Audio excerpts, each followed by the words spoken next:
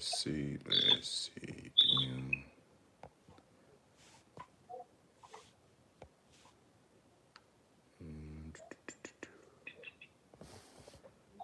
Top fan. Nope, that ain't what we doing.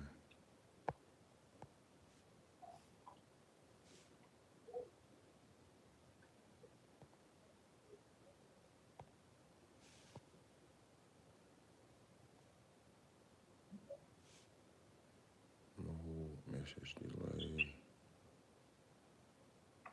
Live chat on. Live chat summary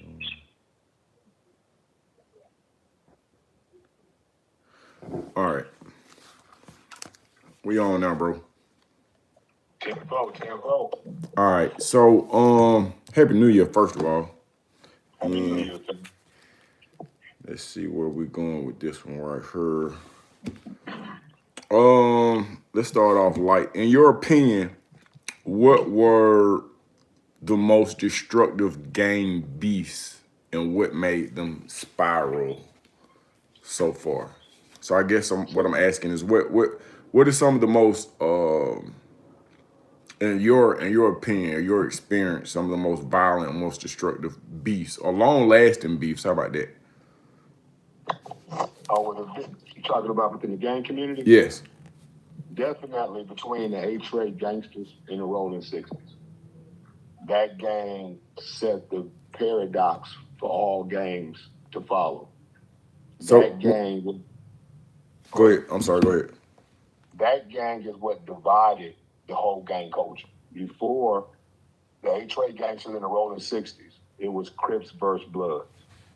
When the A-Trade gangsters in the Rolling 60s fell out, that's when Crips started killing Crips.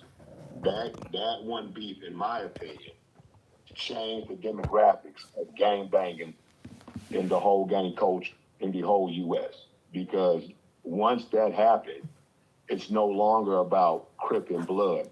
It's about, are you a neighborhood? Are you a gangster? Are you a Hoover? You a Piru? You a Blood? It changed the demographics of gang banging ever. And that beef is still going on today. And hundreds of thousands of kids have been killed behind the split between the gangsters and the neighborhood. I'm saying, how did it spark off? And the gangsters in the neighborhood. It started over a beef with a girl. A guy from one set was messing with another guy's girl. They got into it. So because the Rolling 60s and A-Trays at one point in time, they were outlaws. They were road dogs. They were tights. They ran together. They actually divided by a street. One side is 60s, one side is A-Tray. One of the guys, I heard it got something to do with the Banker T era, but one of the guys started messing with another guy's girl. They met up at St. Andrews Park. They got their was supposed to get their fade on.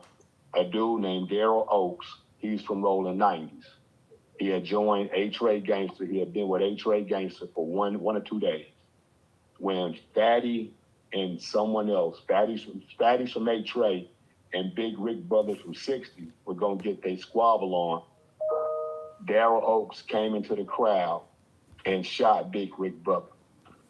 From that park right there, from that spark, from that shooting, A-Trays and gangsters, A-Tray gangsters in the neighborhoods fell out and have been at war ever since. Okay, around what year was this? This is around 19, this is in between 79 and 82. Oh, this a long time ago. This was, Yeah. So what were the ages of these individuals, just out of curiosity? They were young enough to go to juvenile and alto. The actual shooter was around 15, 16. Daryl Oaks. Fatty was around 14, 15. Big Rick Brother was around 14, 15. Now, these were some big youngsters. These dudes were like 6'1", 6'2", yoked. These weren't no average youngsters. These were some big cats. Okay. But these were kids between 14 and the ages of 16. Okay. And the dude that did the murder, Daryl Oaks, had just been from A-Trade Gangster for 1 or 2 days. And so, from your recollection, this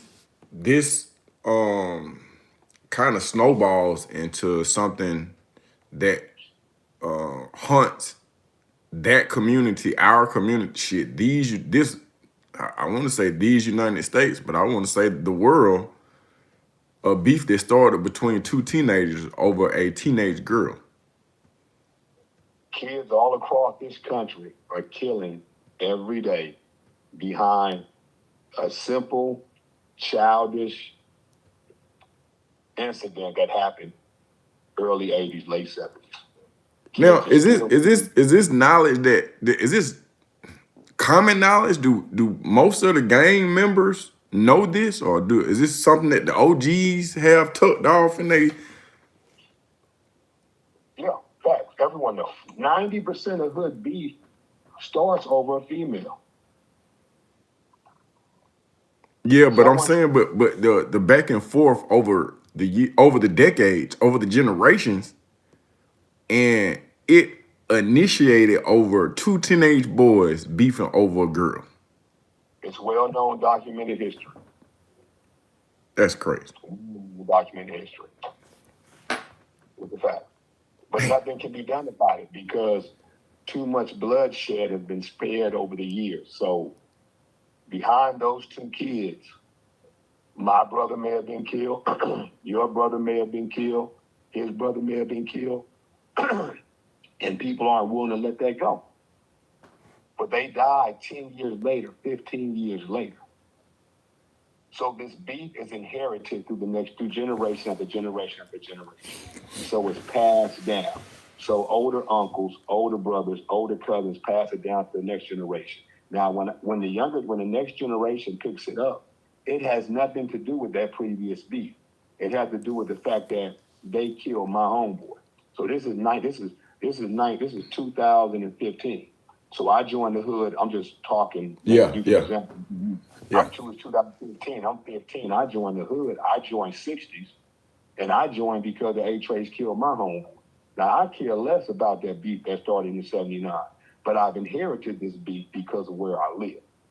So because of where I live, this beef is now my beef. So because they killed my homeboy, I'm gonna join up with the 60s so I can get my get back. And now I got to kill one of theirs. I wonder what this little girl name was.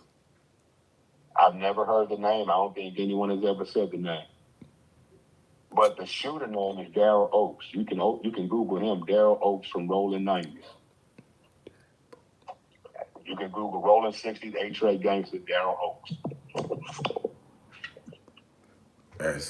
That's crazy. Okay. He did.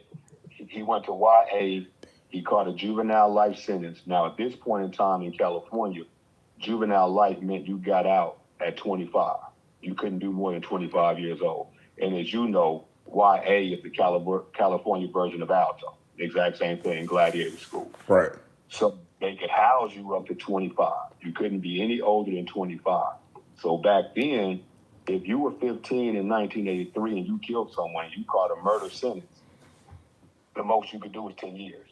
California had to know you by law. Gotcha. Okay. So he did his life sentence, got out at 25, and has never been seen or heard since. But he also miraculously stopped gangbanging when he got to Alto, YA. Okay. So now, did you have knowledge of the initial beef when you joined, or you specifically joined because one of your homies got taken away? I just joined because it was like we rode BMX bikes. Right. Now we're playing Pop Warner. Okay. Now we graduated from BMX bike to Pop Warner, Sandlot football. Now we're going to the mall. We're trying to holler at girls. Gotcha. Now we're going to little functions. You go to Six Flags. You go to a carnival. You go somewhere. One of my homeboys get jumped on by some dudes from over there just because of where we live at. Okay. So that's my homeboy. I got to roll with him. So you just inherit. So you get to a point where you're like, look, I live over here. These are my homeboys. When we go somewhere, we got beef with these dudes. I might as well ride with the turtle. It's that simple. We used to have a saying back in the day. They'd ask you where you from, and you might say, "I don't bang." So they'd be like, "Where your mama stay? Where your grandmama stay?" Because where they live is where you from. Whether you bang or not, that's where you from. So because of where my mama stayed, where my grandmama stayed, that's where I'm from. Yeah. So now you can avoid a lot of drama by not banging for sure. You can avoid a lot of drama, but you still going to get tripped on just because of where you're from. Because you're from rolling 90s. If you grow up in that neighborhood, if you're from 40s, if you're from Troubles, if you're from Hoover, people assume you're from that area until you prove otherwise. Right. And it's part of the culture, regardless. You still gonna get tripped on. It's part of the culture. So most people are just like, man, forget all that. I might as well roll with the turf. If I'm gonna get all this drama just because I live over here, I might as well roll with the turf. So I'm with it. Okay. When you look back in the early days of Crips and Bloods, do you think it was organic, or do you see outside forces nudging things in certain directions? I think it was organic. I think due to our community having a lack of understanding of who we are, we had to find something to have pride in. Like I got my neighborhood tatted on my neck. I've never seen George Bush with Republican tattooed on his neck. I don't see Trump with Republican tattooed on his neck. I don't see Obama with Democrat tattooed on his neck. Right. But in our community, we have to find something to have pride in because our community is defined by pride and respect. In our community, respect, the principle of disrespect is punishable by death. So because of that, we look for things to have pride in. And the only thing that we have pride in are these 4 blocks that we live on that we claim we control. There is a beef in LA right now that's going on for 30 or 40 years because one neighborhood owned and one neighborhood rented. Because what now? One neighborhood owned their houses, the other neighborhood rented their houses or their apartments. And this is an active beef. The active beef to this day. Now, no one knows that that's the reason why the beef started, but that's why the actual beef started 30, 40 years ago, 50 years ago, back in the 70s and 80s, between renting and owning. Now, understand this. Kids are killing kids over something they have no control over. It's your parents' decision whether they rent or own. But because kids were being teased in elementary school behind that scenario, it started an all-out war. Hey man, I just want to make sure I'm because I'm mildly slow and I'm operating off 2 GEDs, so sometimes I be hearing stuff, but then I don't be hearing it. So initially, what we're saying is one of the biggest beefs started over 2 teenage boys beefing over a teenage girl, and now you're telling me there's another active beef that is taking place because in one part of the neighborhood they're renters, and in an opposing or another or an additional part of the neighborhood, they're buyers. Owners. Owners. One part of that community owned their houses. The other part rented their house and lived in apartments. This is around early 80s, 82, 83, maybe before that. But that beef spark between those two hoods, which divided the community, was between renting and owning. And somewhere along those lines, I'm pretty sure between clowning and whatever, sparked the beef. Let me ask you this. Have you ever seen something go on within the culture of gang banging that you felt like there was um, uh, some outside spices or some outside additions, if that makes sense? The main outside force I can say that contributed to gang violence is the police. How so? During the truce in 1992. All right, so there's a truce in 1992. Explain that. the truth that happened behind the Rodney King verdict when they beat Rodney King down. Right. I remember as a child, I remember seeing Bloods and Crips with their rags tied together in the Yeah, middle of the street. there was a big truth that came, the 92 truth behind the 92 riots, behind the Rodney King building, Right. beating. And I'm Now, gonna add one more thing. I hate to keep because you're taking me back now. I remember. Oh, I don't know if it was on the Dr. Dre album or NWA, but I remember saying if it's a guy talking and he was like, "I'm gonna ride for yours like I'm gonna ride for mine," and it was just a black thing. I'm sorry, I had a moment. Go ahead. yeah, that's actually, those were actually Watts cats. Okay. Now, what people do not realize, every gang did not participate in the truth. Oh. That was mostly an East Side thing. Watts, Compton, they really pushed the truth. Now, everyone went with it, but everyone was not as with it as the majority of the East Side hoods. Compton, Watts, Long Beach, those hoods. The West Side of LA was still kind of like, we'll test the waters a little bit. We'll see what happens. But they weren't as all in as the East Side hoods. But there was a brief year period where all the gangs in Atlanta did have a brief ceasefire, and Crips and Bloods were giving each other a pass. What LAPD started doing was they started actually, well, I don't know, I'm not going to say actually, this is what was said. They were pulling drive-bys. They were going to different neighborhoods saying, this hood over here is talking bad about y'all, said they're going to do this. And it's strongly believed, but you know, everything that's said ain't always true. But it was strongly believed in the early 90s that LAPD was the biggest influence which tore down the truce of 92. Okay. Damn. So, and like I say, LAPD was also known for picking you up and dropping you in a rival neighborhood if you didn't snitch or give information. So they have always participated in gang activity in LA in one way or another. Plus, a lot of people don't know that in Los Angeles, the biggest union in Los Angeles is the California Department of Corrections.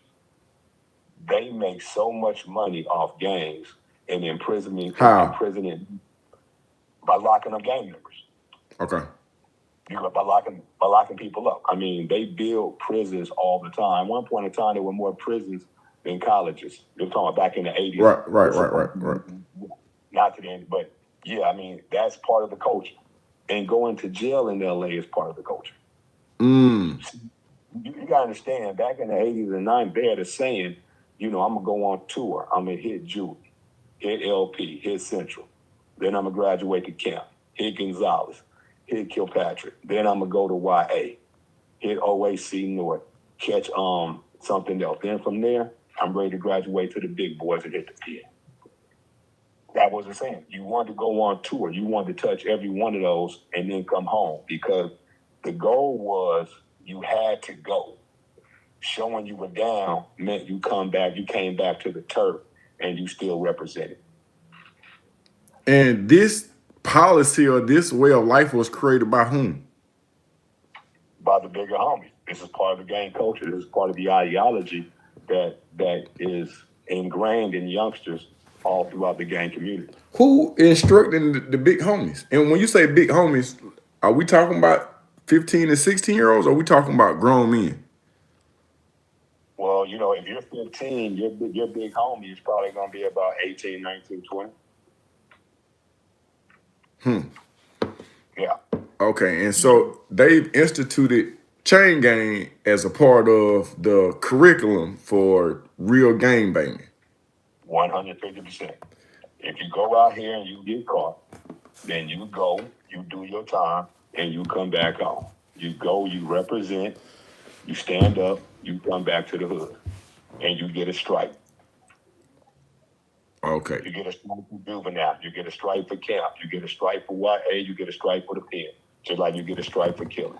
On the outside looking in, it sounds like it said to me, if this was a sitcom or a Netflix series, it seemed like it's somebody else behind the big homies facilitating this stab at the prison population. When I say that, it just like it does not make sense. It's not logic. It's not laced with logic at all. Nothing about it makes sense to a grown person. Exactly. It does not make sense. Once you get gray, what you were taught as a kid by your homies is retarded. It's Yeah. retarded. Fact. The, the, the mentality that we have within gang communities is one that you are not allowed to grow. You are going to repeat a cycle from going to jail, coming back to the street, go to jail, come back to the streets. You are either going to die in these streets, you're going to join a prison gang, you're going to die, or you are going to or spend the rest of your life in prison. You have a choice. Die in prison, die in these streets, or spend the rest of your life in prison. See, If you're not in a wheelchair. right. Yeah. So to me, that sound so. I'm not sure where it was at, but there was a judge, a juvenile judge. I don't think it was in California, but I can't think of where it was. He was essentially arrested and convicted for over sentencing juveniles. I don't know if you heard about this case. I remember that, y'all. Okay, so and then he was actually sent to jail or fined or something happened to him, and a lot of people got out. But so in my mind, if I was just closing my eyes and I just had incidents that had taken place, cause see, I understand what he was doing. What he was doing was he was getting paid, but then they wanted to fill the prisons up. They had a quota, and I'll add this along to it. In the state of Georgia, private prisons sued the state of Georgia because they had a contract.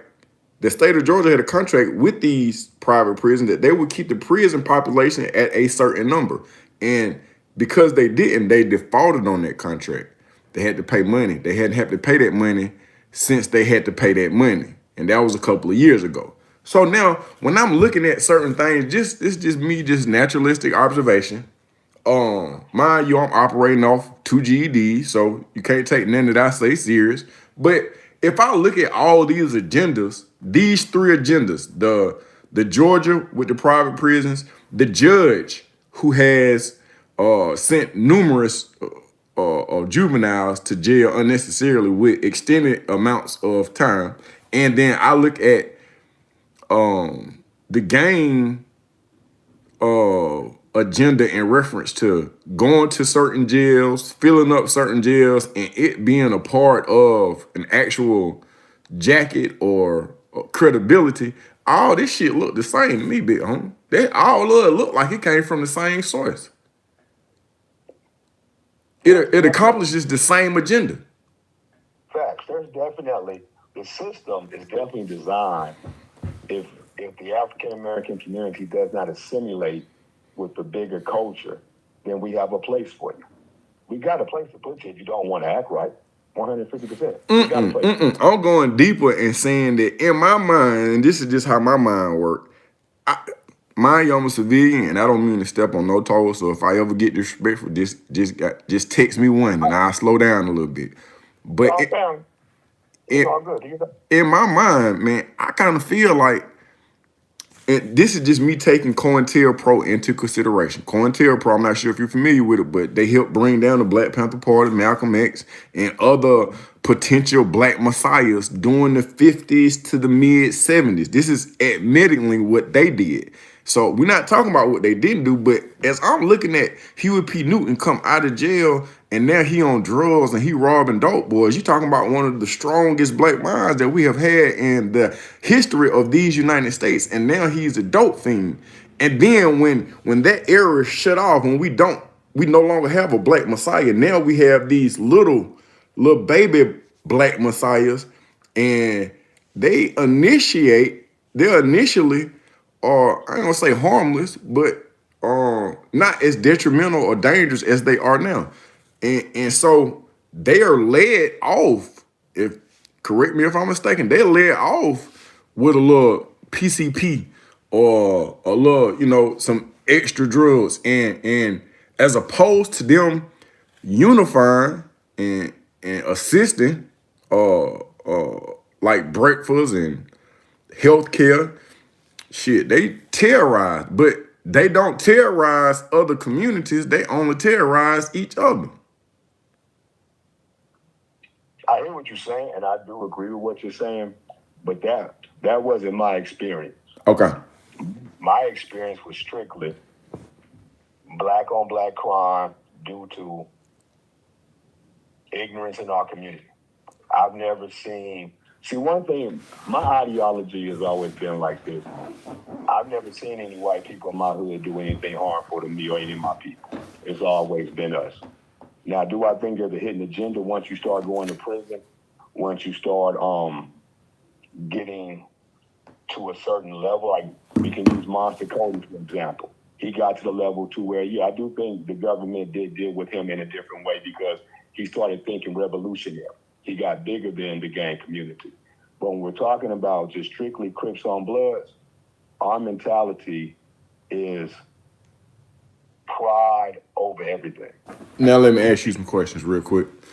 Okay, so and I'm acting like we ain't been asked. I ain't been asking questions the whole 30 minutes we've been online. But so um a lot of the beefs that we as a people or the gangs had at that particular time were derived from just the culture of the community, meaning that in some of these places, poverty is a very important element, correct? Facts. Education or the lack of Facts. public education is a factor, Facts. right? Facts. And then the household structure. A lot of us, including myself, I interacted in BS because my household included 1 to 2 crackheads. That's just me speaking for myself. So, in that aspect, this is another determining factor. Okay, and so we'll understand that drugs, education, opportunity, and poverty are direct contributors to the mindset of the gangs. Correct? Facts. Who controls the public education system in California? The state of California. The state of California, the government.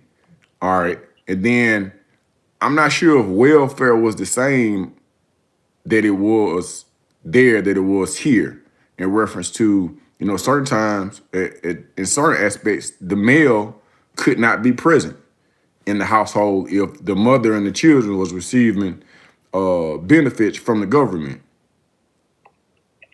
I do remember some things like that. Okay. And I can't really speak on the drug thing because I hadn't figured that part out, because in my mind, I want to say if they wanted to stop drugs, they could. But I do remember a conversation that I had with the real Rick Ross, not the rapper, but the real Rick Ross, who was out in LA and was making a decent amount of money.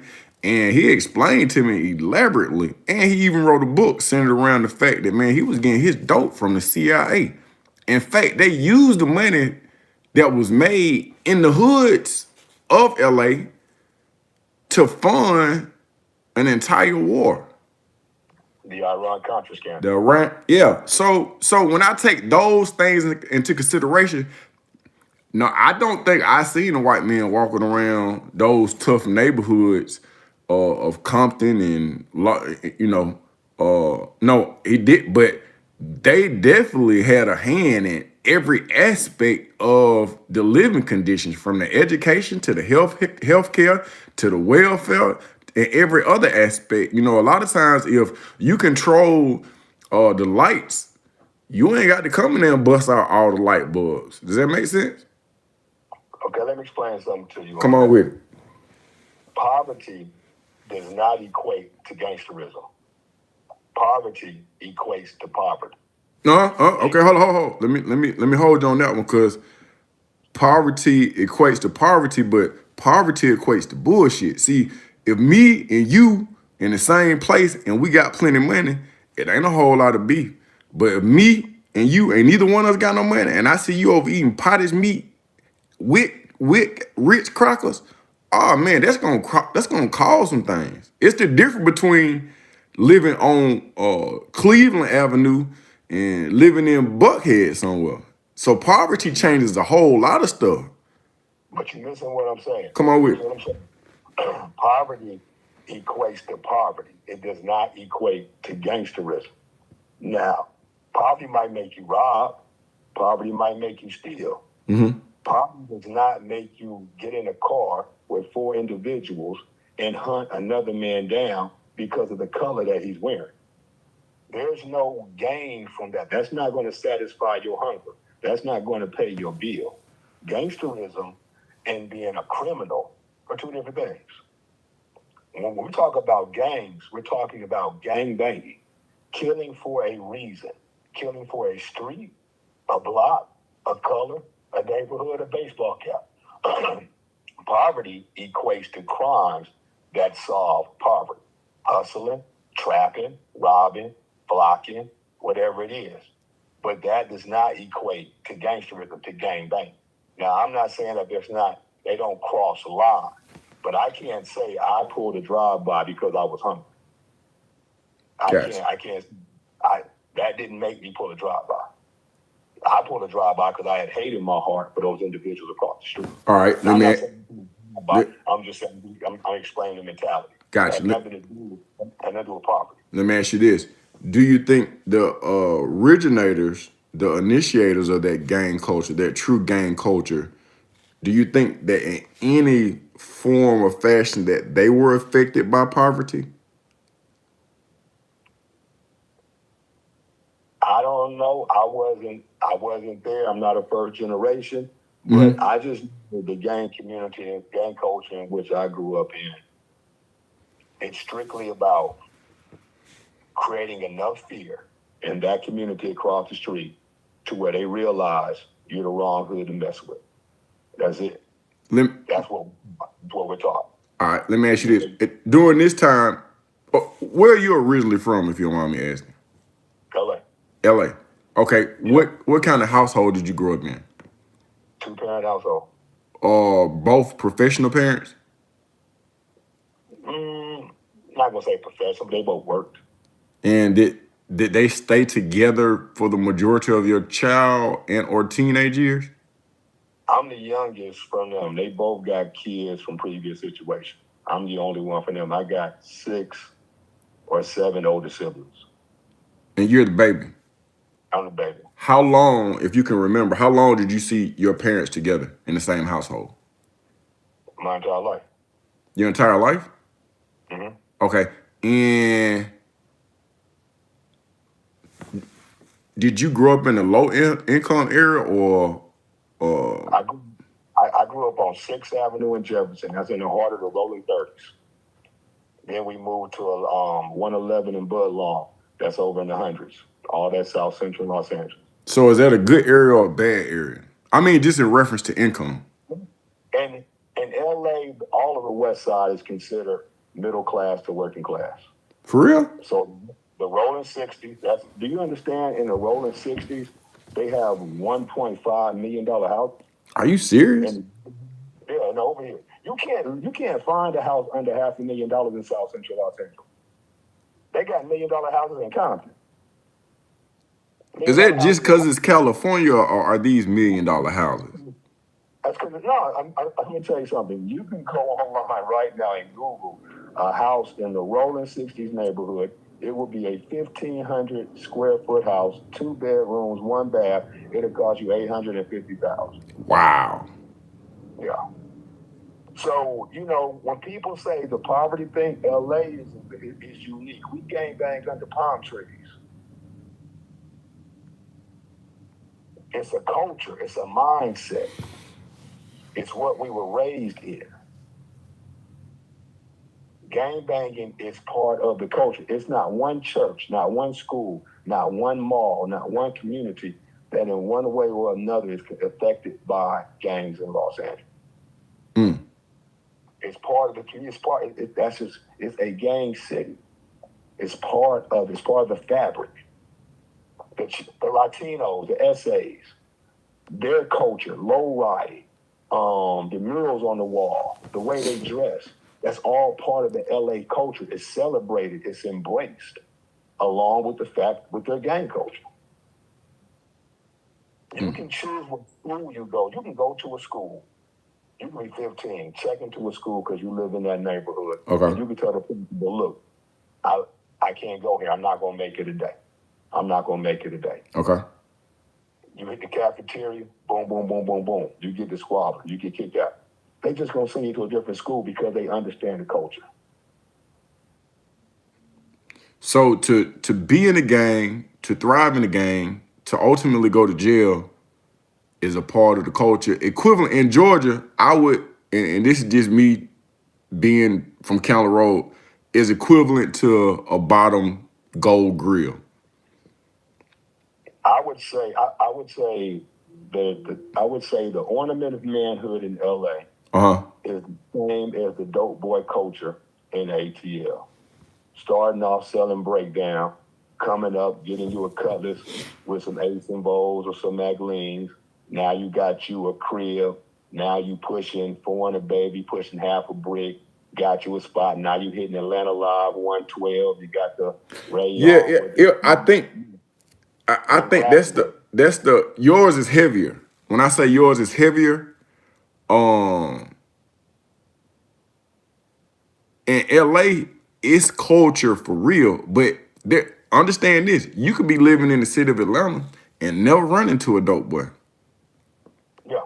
But if you in LA, you're going to run into a gang member. My brother, my whole family banged.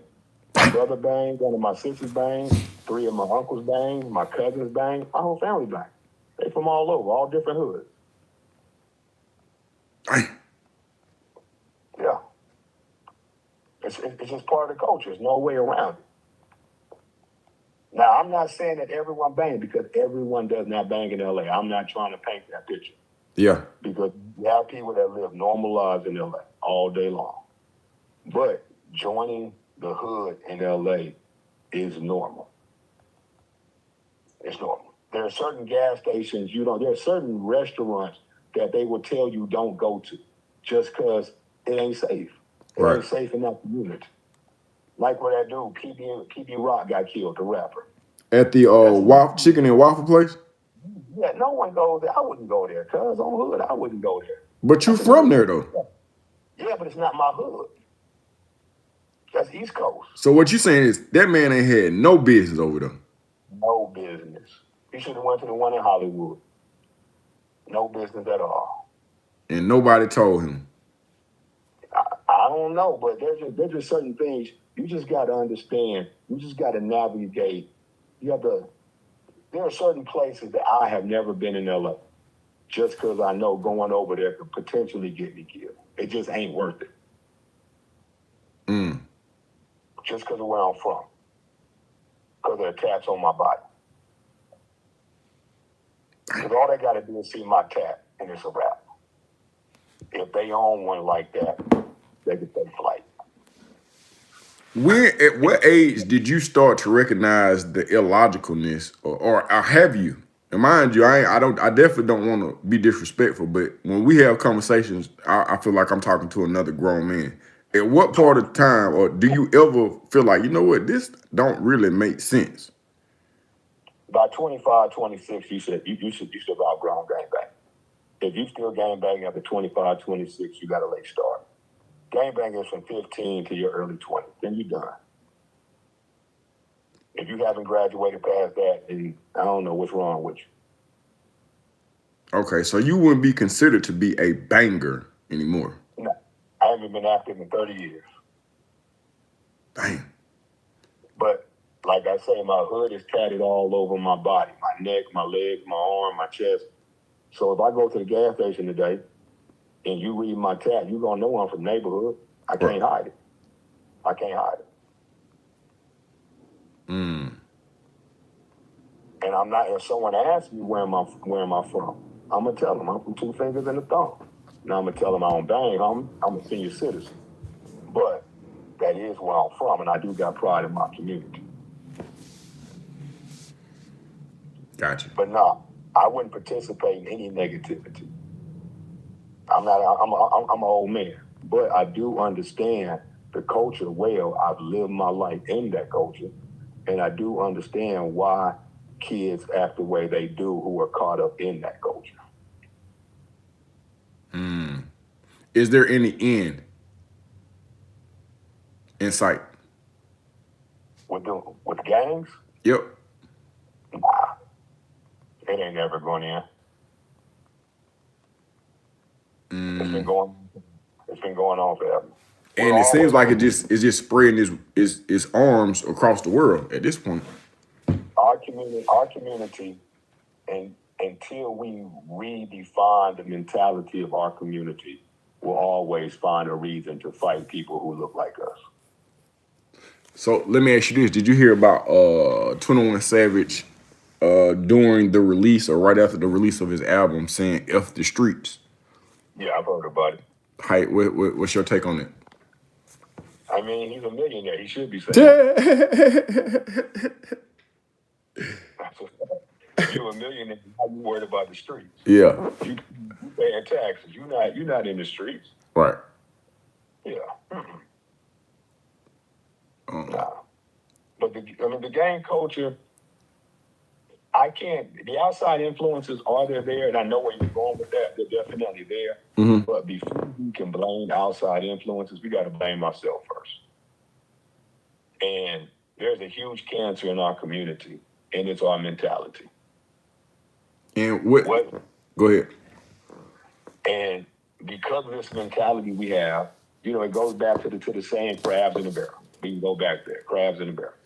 We will continue, and it has to do with the way we define manhood, the way we define our transition from boys to men.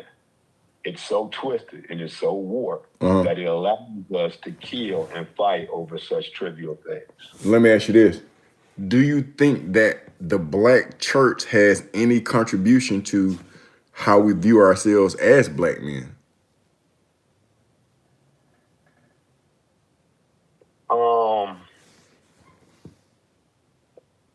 Not really. I grew up in the church, but how I can only speak for me and my views. How my view of the black man was defined by my community, my big homeboys, the guys that I looked up to, the dudes I saw on the block. There was no larger influence to me than that. Okay. Let me tell you why I asked that question. And I'm not, mind you, I'm not trying to place blame nowhere. I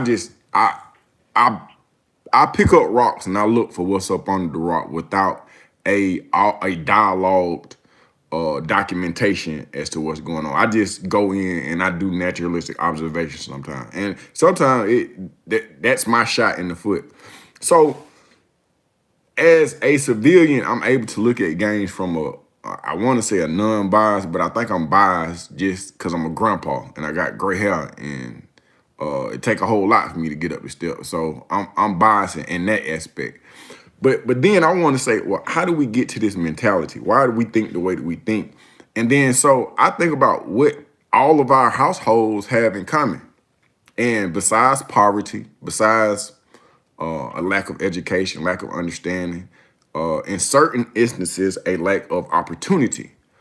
I think about how powerful the word or the Bible or preaching or the church or religion has played a part of our lives.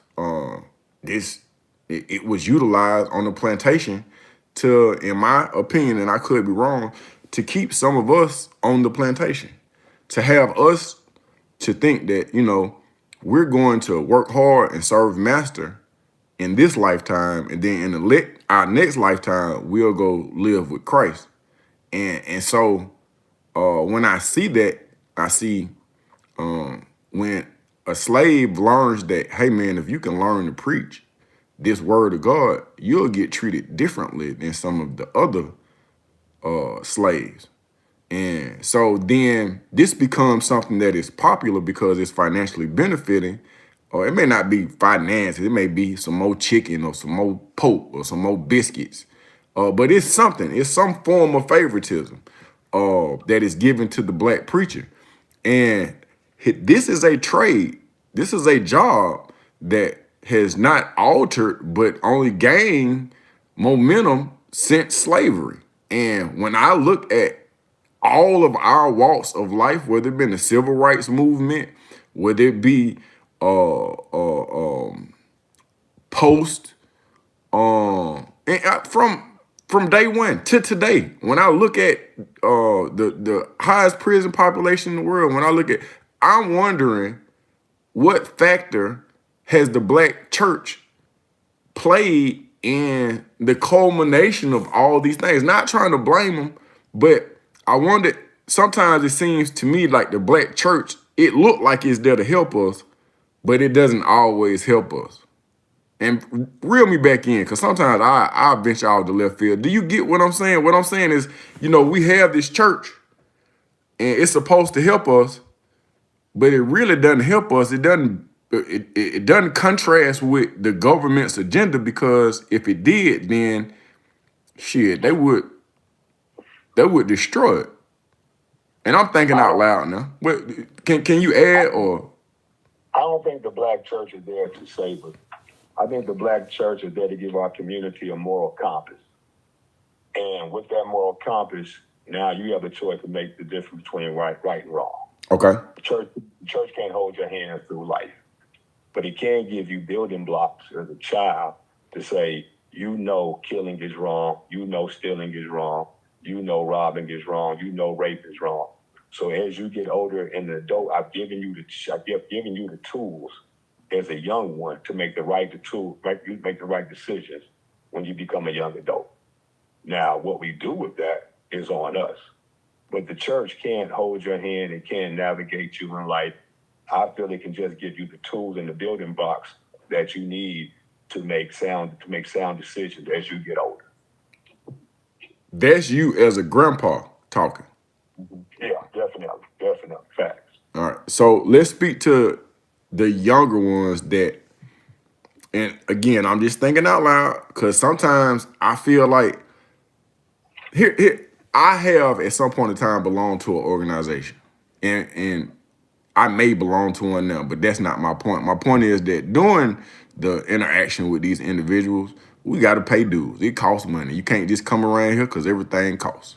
And there was a point in time where I was a part of a church, and first, I used to just give what I can, but then I got serious about the Lord. And then I said, you know what? I'm going to give 10%, because that's what I feel like I need to do. So I would, if I got a tip, if I got extra money, if I found some change in between my seat, I was so serious about it, I would document it, and I would make sure that I would give 10%. And so, damn, I forgot where I was going with that. I just had an old man moment. Why the fuck did I even start saying that? I saw myself getting money out my seat and giving 10%, and I lost my train of thought. Damn, where was I going? About Go ahead. I can tell you, as a child, as a kid, I was raised in the church. And I thank God for that solid foundation, because when I was in the streets, there were certain crimes that I wouldn't do. I've never robbed a day in my life. I've never stolen. That wasn't me. And For real? Because never. Because I had a moral compass. Have you ever been to jail? Yeah, for sure. First time going to jail, 15. For what? Juvenile. That was that's actually for a crime I didn't commit. The homies me and you talked that up. Okay. We went down for a crime I didn't commit. First time ever going to jail, 15 years old. But I rolled it. But because of the rules, I did not snitch, and I rolled the beef. So understand it. For a crime I did not commit at 15 that the homies committed, I ended up going down for, and because of the code and the street culture, I couldn't snitch, and I ended up going to juvie for it, which they knew I did not commit the crime. But because I would not fold, I ended up riding the beef and hit juvie. First time, 15 years old. Now, because of my moral compass, which I do give to the Lord from, being raised in church, there were a lot of crimes that I would not. I remember I brought it up. I wouldn't participate in any crime except for, defending my homeboy and defending my church. I could justify that in the Bible. But anything else was outside of my moral compass, which kept me out of a lot of trouble coming up. So if me and you were together and someone tried to harm you, it says in the Bible you can defend your family and loved ones. Well, you my comrade, you my family, you my loved one. I can defend you by any means. Gotcha. And I'm okay with that. This is But you see what I'm saying? right. But everything else went against my moral compass. Gotcha. This is why I was saying all that other stuff in reference to the tithing and the collecting of the money. At church, you give your 10%. I was an active giver. But then when I started thinking about certain things, I was just like, sometimes giving is a mentality. Cause I started thinking about, sometimes I'm in church and the drums are beating and the rhythm, there's an energy there. And this energy, some people they catch the Holy Ghost, and sometimes the preacher he'll get up, he'll say, "Turn to your neighbor," and say this, and then you turn to your neighbor, you say that, and then I start comparing that to when I'm at a concert, and they be like, "Well, throw your hands in the air and wave them like you just don't care." I was like, sometimes they get you in the habit from a psychological perspective. They get you in the habit of doing what is being said. Because after you turn to your neighbor and you stand up and you clap, then it's time to pay that money. It's time to pay that money. But then I started thinking, when I started getting around people who are way smarter than me, because I be talking smart sometimes, but I ain't smart in real life. But I be hearing people and I be like, that person real smart in real life. And then I can see the fruit of their labor. And I say to myself, why is it that we keep coming here and we keep giving 10% of this money, and then let's take Sister Martha, who been giving to this church forever and forever, and ain't no telling how much money she done gave to the Lord. But Sister Martha don't own her house. When she have her funeral, the church don't bury her. And I know this ain't your fight. I just didn't unload it on you because I'm drinking this quick trip coffee and they got that caramel macchiato cream now. But she can't depend on the church. She can't go to the bank and get a loan. She can't do none of that. And then as we're thinkers, as we're business minded, how come we ain't came up with a plan to take some of this money and to invest it in the community so that instead of us coming together and and paying 10%, we should be picking up 10%. I'm just thinking out loud, but I just think that sometimes we get into the mentality of church, and it's within that mentality that our warriors are circumcised.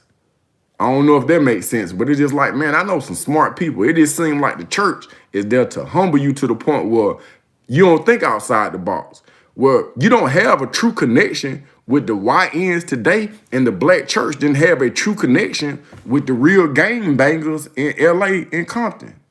Am I talking crazy? Nah, it's just my mentality has always been different. Um, just because the pastor said something didn't mean that I believed it. Gotcha. I've always believed individual who believe that individuals search for truth. So, and I guess as a youngster, 12, 13, 14, 15, I've always been curious for knowledge. So just because you say something, I'm still going to do my own research on it. Just because, you say this, like, you read the Bible, but I got a Bible. I can read the Bible. So I've always thought for myself. I've never been a follower. I've never been an individual who, regurgitated something that someone else said. I'm going to think to myself, I'm going to move how I want to move. I'm going to stand by the cloth that I'm cut, and I'm going to live by the principles in which I live by.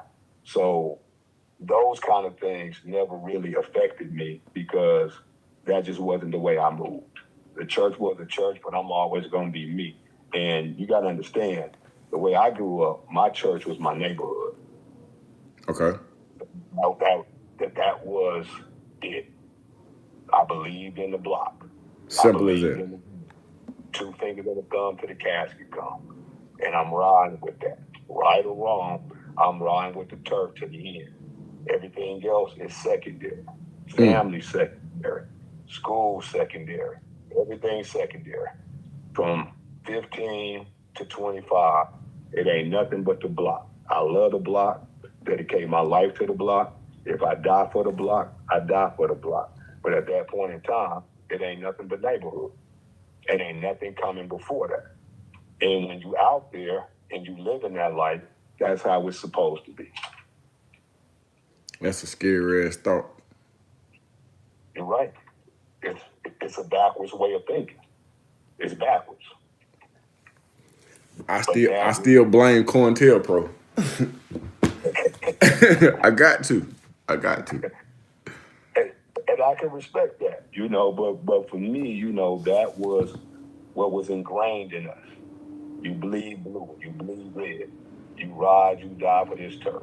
If you're not willing to give your life and go to prison for the rest of your life, do not join this. We used to have a saying when we got in the car together. We either go to jail together, we die together, or we make it home together. But That's something. Yeah, that's definitely something the white man came up with. I'm sorry.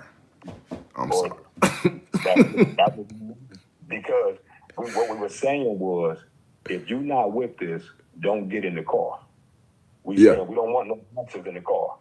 So if you're gonna be scary, it's cool. I have more respect for you if you tell me you're not with this.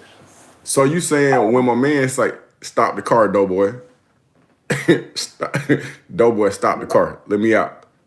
I respect that because he ain't built for the repercussions. Right. I respect that. That was a grown man making a grown man call. Yeah. Because when you get out, then we get caught and you snitch. Yeah. Then we got to kill you. Exactly. So stand on grown man business, because I'd rather you be a real civilian than be a fake gangster. Yeah, but some of us, we don't be knowing. Well, let me speak for myself. I thought because I was tall and ugly that I was supposed to be a gangster. But that ain't true. You just unattractive. You were just born that way. You're not no real street dude. You just ugly. And yeah, and some of us, and myself, jump off the porch and straight into the back of the police car. Yeah. And I realized that I wasn't a gangster. So that's why I said there are certain things I'm not going to participate in. Because at 16, I couldn't justify. This was my mentality when I was young. I got to be able to go to jail, go to sleep, kick my feet up, and have no regrets. Mm-hmm. If the crime doesn't give me that mentality, then I ain't doing that crime. So if someone busts on my homie and I go back and bust on him, I can go to jail and sleep sound. No regret. I'm good. But to go to jail for robbing someone for some sneakers, I'll be sick. I'll be in there sick. Because those sneakers don't define me. My block does. The turf does. But those sneakers don't. So I've never had a problem with the consequences of putting in work for the hood. I could sleep like a baby on that. No regrets. Whatever they gave me, I could ride that out. I got one of my people in the chat saying, so why if you turn yourself in to 12 with a pastor or church, they tell you to tell the truth when it's more than like in your it's not in your best interest? You know what, bro? I think that's a part of the government and the church working together. And when I say that, I, as an anger management specialist and as an individual who is been back inside the prison system and inside the juvenile, I was approached with, I wouldn't even call it an opportunity, I would say a position to coach individuals into playing out. And bro, when it was brought to me, I didn't even want to know how much money it was. And I know an individual that took the job. I didn't. I'm not a lawyer. How am I possibly gonna give somebody some legal advice? I couldn't possibly do that, bro. That's crazy. But bro, I agree with everything that you're saying, and you one of the people who are very level-headed when it comes to certain things. Even when I ask you a crazy question, your temperament don't never change. You don't never get offended. So I appreciate you being patient with my stab at journalism, and I appreciate the support in real life. I know that we didn't creep up on our 2 o'clock time. So what I'm gonna do is, bro, I'm gonna let you go about your day. But I definitely want to get back with you, man. People in the comment section, man. I'm talking for those who don't know. I got Casper Lope on the on my pad. Now he has 2 interviews on this page. Family to the page, but family in a whole nother way as well, man. Go check those interviews out. But if you want to hear something just in reference to the origin of the gang culture, specifically in Atlanta, get in there and let us know. Bro, if you got anything else, you can go ahead and add it. If not, then we're going to depart. 2 things. Come on with it. 2 things. It's always a pleasure. When you're ready to do the next one, hit me up. I got to say R.I.P. to the Alto legend, Lil Jap. Lil Jack, rest in peace, Jack. And No Heart Mo says, people say you ain't a 60 until you kill a 60. That's a fact. That's in the chat. That's what the 6-0 say. They one of the most scandalous. Hey, No Heart Mo is in here too, bro. He in the chat too. Are you online looking at this? Yeah, that's why he said that. You ain't a 60 till you kill a 60. And Oh, damn sure did. That's how the 60s get down. Hey, well, elaborate on that for you exit our presence, man. What you mean? What you mean? That's like saying you can't be a black man until you kill a black man. Okay, well, the 60s have 4 different hoods. You got the Overhills, you got the Brian Hurst clique, you got it's been a minute. Overhills, Brian Hurst, the Don Block, and they got another one. I can speak on the 30s better. Okay, the 30s, in the 30s, you got OAC, Original Harlem Crib, 39th Street, Deacon Park, and the Avenues. Now, those are 4 different sets within the Rolling 30s. Okay, quick question. Hold on. Put a pin in it. Mind you, I'm a civilian, and some of this shit be like a movie. Who do Brick Baby belong to? Brick Baby's from Overhill 60s. He's from Overhill. He's from 6-0. He's from the Overhill. What about the dude who lost his hand? He's from the 40s. He's from the dark side. I don't know if he's from the dark side or the park side. The 40s got 2. They got the dark and the park. He's from the 40s. Now, are these different sets? Yeah. Mm-hmm. And LA, if you ride down Crenshaw, it goes 20th Street, 30th Street, 40th Street, 50th Street, 60th Street. And each one of those streets have a different set. oh, so a street is equivalent to a set. Yeah. Mm-hmm. Everything is based off the street. So you live on 60th Street, you from 60. You live off 30th Street, you from the 30s. You live off 20th Street, you from the 20s. I lived in the 100s, so I'm from the 100s. But I also lived in the 30s, so, I lived in the 30s. Okay, so I was going to be promoting 30s, but I ended up being from the 100s. All right, so the sets are up under what? How do you categorize this? I understand how the sets are developed, but okay, so if you're in the 20s, the 30s, you can be a Crip, but this is your set. Yeah, mm-hmm. Yeah. Okay. But now, if you from Rolling 60s, you a neighborhood Crip. See, that's when you go back to the neighborhood and the gangsters. You a neighborhood Crip. If you from 40s, you a neighborhood Crip. You from the 50s, you from neighborhood Crip. You from the 60s, you from neighborhood Crip. Okay. You from the 100s, you from neighborhood Crip. Okay. If you from Hoover, then you just from Hoover. You from Hoover Criminals. They got 745 do 69, 112, 89. All those are Hoovers. Now you could be from Avalon Gangster. That's a gangster Crip. You could be from Faux Trey Gangster Crip. You could be from 6 Do Gangster Crip. You could be from A Trey Gangster Crip. You could be from Playboy Gangster Crip. You could be from Schoolyard Gangster Crip. You could be from West Covina Gangster Crip. You could be from Venice Showline Gangster Crip. Gangster Crip. All those are gangsters, not neighborhoods. Those are all enemies of the neighborhoods. So it depends whether you're a gangster Crip or a neighborhood Crip. I mean, it just confused me. You know what? It just convinced me as a civilian. I need to stay my old ass outgrown folk business. But this is what's going to happen. You get banged up, you go to county jail, first thing, or you go to juvie or whatever. First thing they're going to say is where you from. You're going to say, I'm from gangsters, I'm from hustlers. So they're gonna let you know, okay, it's a gangster doing, or it's a neighborhood doing. You see what I'm saying? Yeah. Because you got to roll with your car. Kind of like when you was in the tow, they ask you where you from. It's city, Atlanta, Savannah, Macon. They gonna tell you where your people's at. It's the exact same thing. You either gonna roll with the Hoovers, you're gonna roll with the Hoodsters, you're gonna roll with the gangsters, you're gonna roll with the Compton car, you're gonna roll with the Watts car. I see you right. Shout out to Grave Street. Grave Street gangster too. Yep. You know, you got the whole Watts car. They got their own politics. Yeah, remember, LA politics is LA politics. Watts is Watts politics. Compton is Compton politics. Long Beach is Long Beach politics. All these politics are different. Neither one of those cities move the same. LA is not Compton politics. Watts is not Long Beach politics. They all bang differently. They all got their own. Like you said, the hub and the dub, you're right. They all got their own politics. And all those politics spill over to jail. And then you really see those politics intermingle. But on the streets, Compton has nothing to do with LA when it comes to gang politics. Wow. Watts has nothing to do with LA when it comes to gang politics. What's a hub and a dub?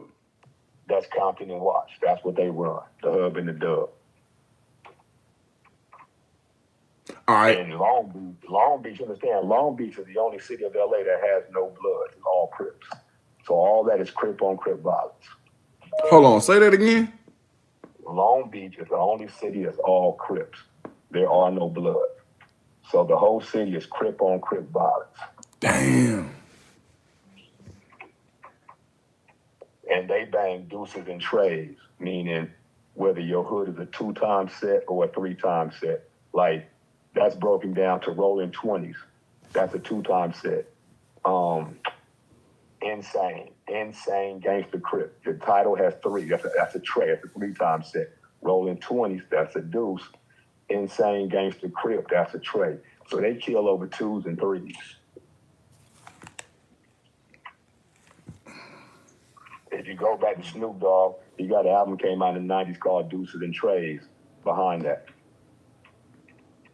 And back in the early 80s, dudes would wear golf hats, and they would have either 2 golf clubs or 3 golf clubs representing the deuce and the tray, which also breaks down the gangster car is the tray, and I want to say the neighborhoods are the deuce.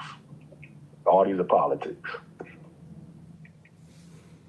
Hey man, this shit just confused me indubitably. Okay, he said, so how they formed Sue Woo, Sue Woo moving in group. That happened in the county jail. A lot of people don't really feel that one, but Sue Woo moving and grooving, that's where the Damus and the gangsters got together to go against the neighborhoods. So gangsters call themselves moving and grooving. Damus say Sue Woo. So the Damus and the gangsters got together to fight against the neighborhood car in the county jails, and they started Sue Woo moving and grooving. To answer the question in the chat. That came from the county jail.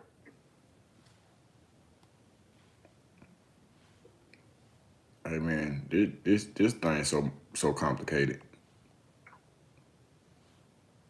I'm talking about for real. Yeah, neighborhoods. The neighborhood car is the biggest car in LA because LA is all houses. There's only maybe 2 or 3 projects in LA. It's all houses.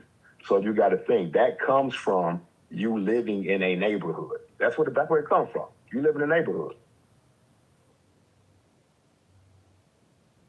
That's where neighborhood comes from. He said, so who the Pyrus move with? Pyrus move with the Damus, but you got to remember that's his own car. The Pyru is his own car. Now, of course, they ally themselves with all blood. Blood and Pyrus mostly link up when they get behind the wall. But the Pyru is a car and the blood is a car. You also got the Brim car. So you got to remember, between the Damu section, you got the Pyrus, the Bloods, and the Brims. Each one of those are different entities, but they all fall under the blood car, the Damu car. So how we have gangsters, hustlers, and hoovers, they have Brims, Pyrus, and Bloods.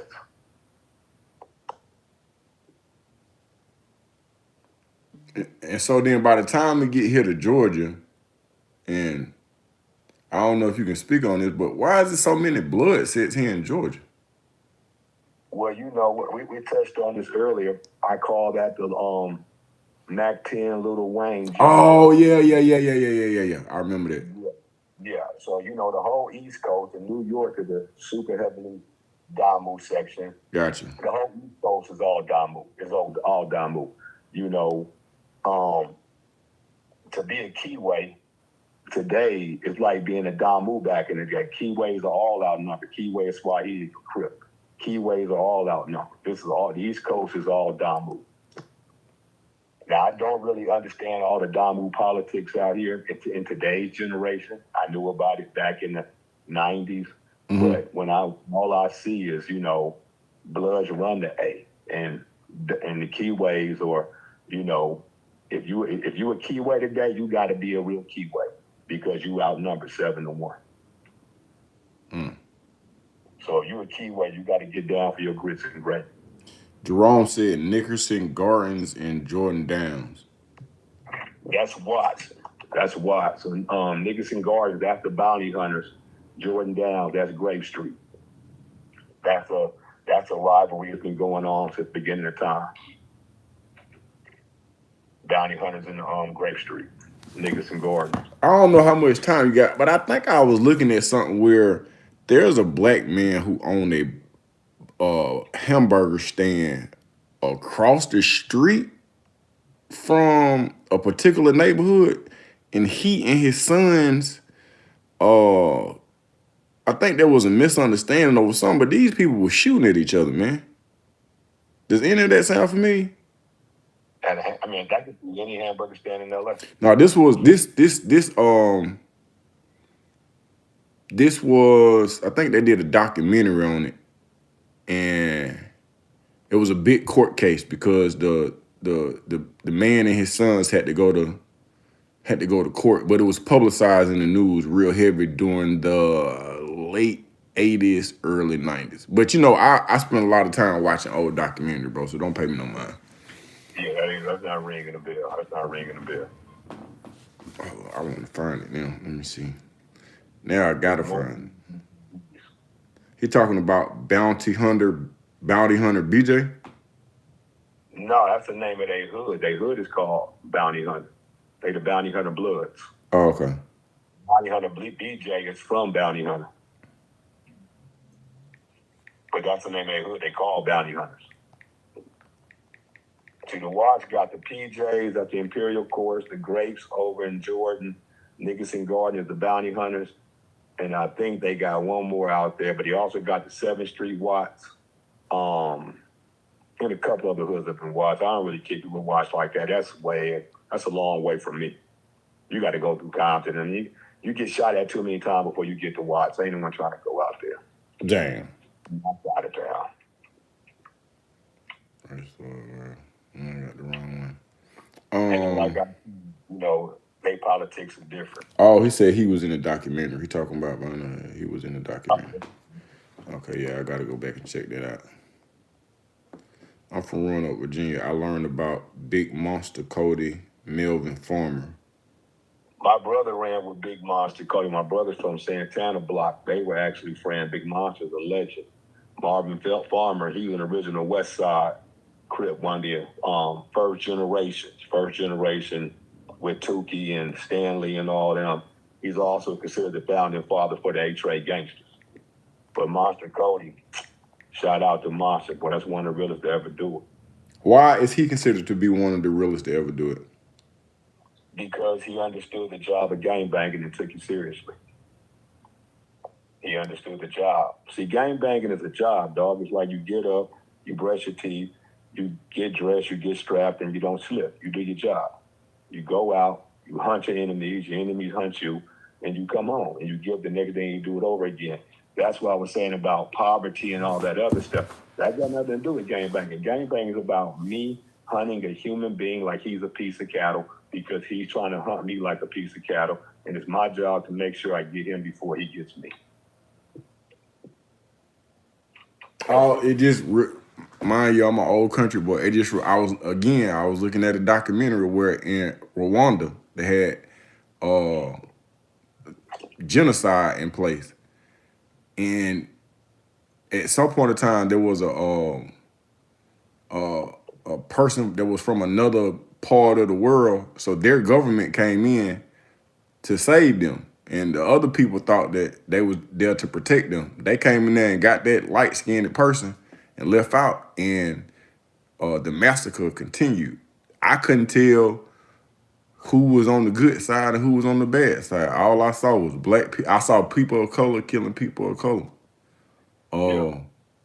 I think that the enemy's agenda has always been to turn us against each other, and Wade scoring back to the Willie Lynch blueprint. And so when I hear any other element of it, it just seems like it's an extension, whether it be an artist that I love, getting a award for rapping about killing other black people, or a person, I don't want to say Monster Cody, but a person that's actively killing other black people. It just seemed like, and I mean no disrespect, that it's a part of that agenda. It just coincides. And it looked like I love T.I. or I love some of these artists and I buy their tickets and all types of shit. But when I look at it, I say, hey man, you rapping about selling dope to somebody's mama, and then you giving out book bags. That you contributing to the issue. It seemed like this tears down. So I kind of see that in the same light. But again, that's just me lingering off this quick trip coffee. Yeah, I mean, you know, I mean, and like I say, you know, people can debate where black on black crime has come from. Mm-hmm. I don't think we'd ever be able to narrow it down to one variable. That's true. That's true. There are too many variables, too many influences to why we have the mentality that we do. I think that everyone mentality who participate in this is going to be different. Like, let's say you got one block. You could have one block. You got one dude grow up with a crackhead mama. You could have one dude grow up in foster care. You could have one dude grow up with his dad, no mama.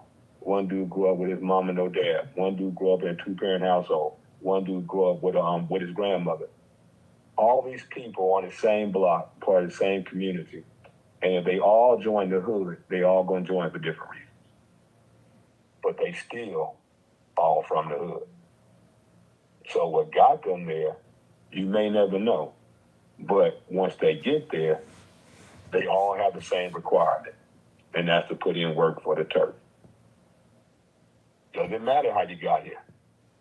But since you're here, you better be with this 150%. And that's the culture. One thing about the gang culture, this is going to sound crazy, this is going to sound retarded, but we are the most non-judgmental community. What you mean?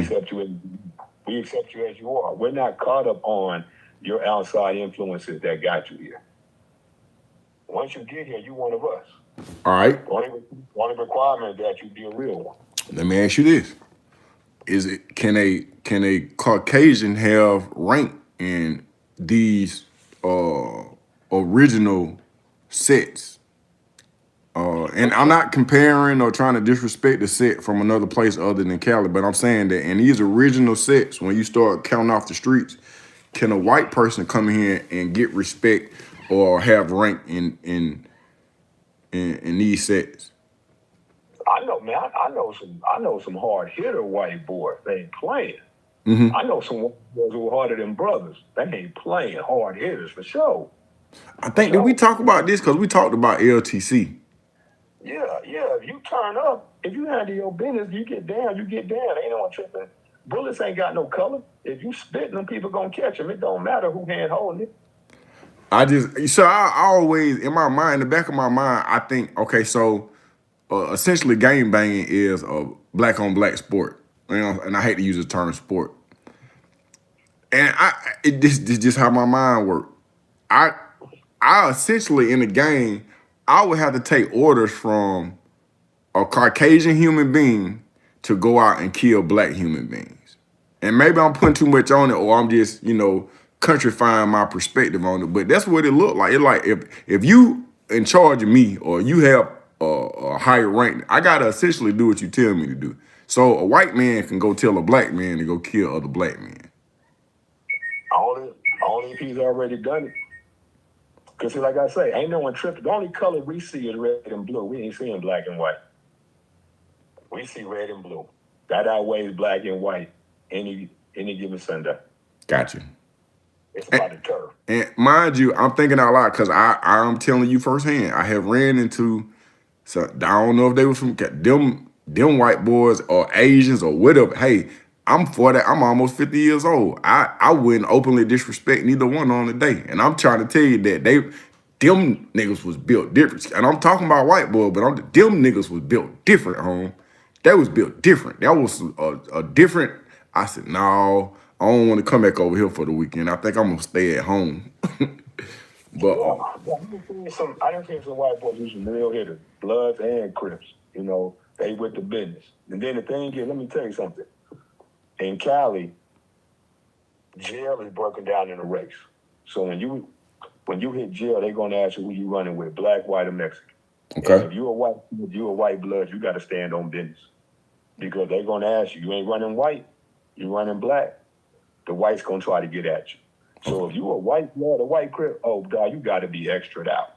You got to be super Crip, super blood because when you hit the yard, every white is gonna trip the fact that you running black. Damn. That's politics. So hold on. So when you go to jail in California, it's more separation by way of your nationality. Once you get to the pen, yeah. Once you get, like, if you get to a level 4, level 5, it's all racial. Ain't no gang banging. It's all racial. So that means a blood and a Crip would protect each other. They're gonna be back to back. They're gonna be back to back, back to back. Now that's crazy. Facts. That's crazy. Cause you essentially got a blood that could be enough for killing the Crip and a Crip enough for killing the blood. And then when we get off in the belly of the beast, we gotta protect each other. But let me tell you something. A black can't get off on a white without going to the shot caller. And the white can't get off on the black without going to the shot caller. What does that mean? Like you got a white who run the yard. He got the keys to the car. Everything's a car in California. You got a black who got the keys to the car. You got the Latino who got the key to the car. So the whites got their own little hoods. You got the AB, the Nazi lowriders. Can't think of the other one. Within the blacks, you got the BGF. You got the Crips. You got the Bloods. Back in the day, you had the CCO. You had the Blue Notes. You had all different kind of prison gangs. The SAs, they got the Southerners, the Miami, the Northern Bulldog, the Northern Structure. They got their own politics. If a black has a problem with a white, if you go get off on that white, you could kick off a whole race war. So it has to be approved, and 9 out of 10 times that white organization is going to deal with that white person to prevent a whole race war from jumping off. Damn. So then that means that the numbers are somewhat equal. Because in the state of Georgia, it's the majority of the people that's incarcerated are black. No, the Latinos are the biggest number in California. Latino are the deepest in California prisons.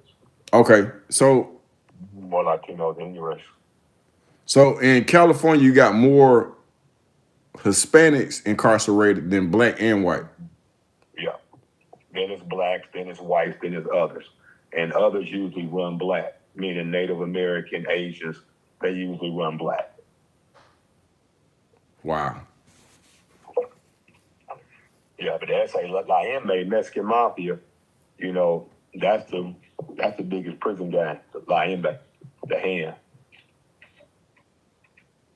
Then I would probably say it's the northern I forget, it's been a long time, man, so I had to deal with all that rah-rah, but then it's either the Fresno Bulldog, the Northern Bulldog, the Northern Structure, then it would be the blacks, who would be a combination of Crips and Bloods, then it would be the whites and the others in population. But the whites go hard. Now, don't get me wrong, the white boys go hard. They ain't up in there. I've been told in Georgia, white boys don't breathe.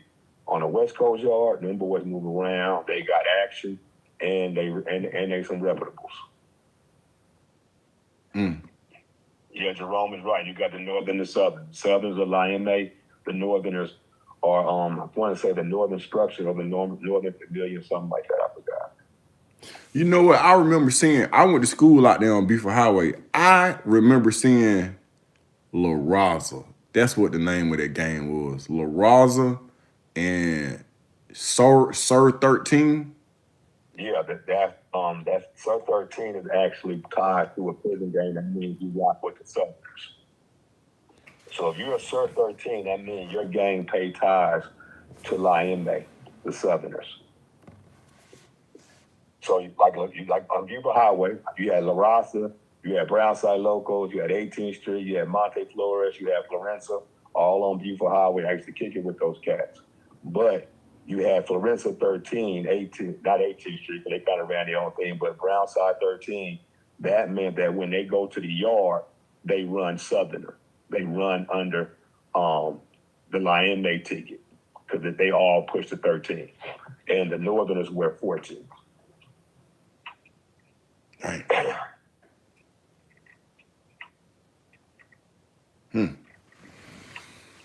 That's a lot of intel, bro. A lot of politics, bro. It's a lot of politics. And if you don't know them and you trim around, you can get your whole head knocked off. Knocked off, bro. For real. Facts. Facts. You gotta understand. You cannot cross those lines. Yeah. And you gotta like the essays, they make their hoods pay taxes to Lion Bay. So when they straight. So when you say they make their hoods pay taxes, what you mean? Like Latino hoods, if you fall under 13, you gonna pay taxes to the Mexican mafia. They here in Lion Bay. That's who was over all Latino hoods that pushed the 13. If you're a Sereno, you're under the 13. So they have guidelines and structure that they all follow. The blacks don't do that. But brown and black have whole different politics on the yard. You Latino, you walk in, they greet you open arms with love. When you walk in, they mean much, you ask you where you from. So all that structure is totally different. Yeah, that goes back to the culture. Yeah, right. A lot of moving parts, man. Facts. A lot of moving parts. So, with that understanding that, the politics on the yard, California is the only place where I can say the politics on the yard dictate the politics on the streets. Dang. And that's the fact. Politics on the yard dictate politics on the street. I remember one point in time, the blacks robbed a Mexican drug dealer for some work, and the Mexican mafia put a green light on all black gangs in LA. Told all Latino gang, when you kill a black, you see a black gang member in white T-shirts and khakis, kill him on sight. That's documented about that green light. Damn. Yeah. That's how powerful Lion May is. Mexican mafia ain't no joke. Yeah, you got me wanting to move to the next topic, my guy. You got there, it don't take nothing for me to get scared, but I don't. It don't take nothing. Hey man, it's time for me to go pick my child up from school, man. I appreciate you, bro. I ain't know you was gonna give us all this, man. We tried it different this time. It's on live, so we're gonna watch the night. Whenever you come on, the numbers always go up. But this time I decided to do it on live because I ain't got no space on my phone. But bro, I appreciate you, man. We need to lock in once a week, man, or once every 2 weeks, so we could just, just chop it up. Cause I like to go do research, do my little homework, and come back and talk like I got some sense. But you just gave me a whole lot of homework to do, a whole lot. I'm rocking with you, dog. Just hit me up, and I'll jump on with you. Anything I can do to help the channel, try to spread some positivity out here. Talk. I'm not out here trying to talk crazy. I ain't out here trying to glorify these streets, but I do got a little knowledge about it, and I can share it and help people understand where we are as a culture and that whole gang community. I ain't got no problem doing my 2 cents. I appreciate that, bro. Stay up. So it's all, yeah, 10 folks. Right. One. Uh, Hey man, that was Casper Loke, bro. He been supporting for a minute, bro, just with the comments, and then he knows some of the people that I know on some respectful stuff, man. But he might not be older than me, man, but I consider him anybody that teach me something about something, bro. I consider them to be the big homie, man. So much respect to Casper Loke, bro. We out, man. I gotta go pick my child up from school. And I'm gonna touch on some things, bro. 'Cause, bro, she done got her hair pressed and she got fucking fingernails. Her birthday, she about to turn 12. I'm going through a whole nother set of issues, man. So I'm out, man. I appreciate no hard more, man. When are we hopping on, bro? I'm about to call your ass. As soon as I get out this phone, bro. We supposed to be busting the move, man. I'm out, man.